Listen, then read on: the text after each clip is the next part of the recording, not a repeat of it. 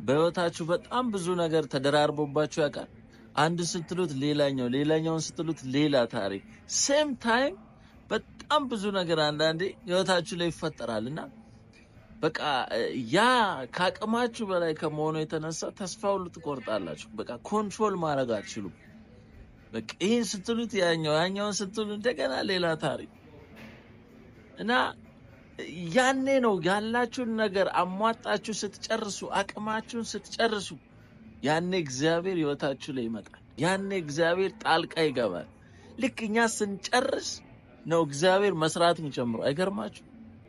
ሁለተኛ ነገሥት ላይ ያለችው ሴት ይገርመኛል። የባሏ ሐዘን አለ፣ ባሏ ሞቶባታል። ከዛ ሐዘን ውስጥ እንደገና አልወጣችም። እዛ ሐዘን ላይ ሌላ ደግሞ ባለዕዳ መጥቶ ልጆቿን ሊወስድ ነው።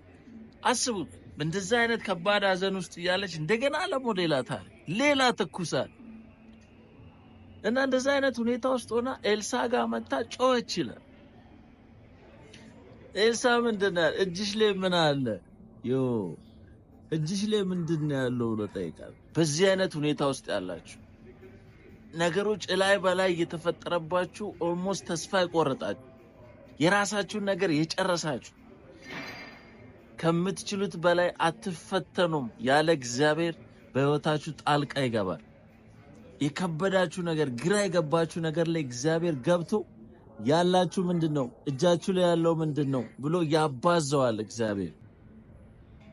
ይመቻችሁ።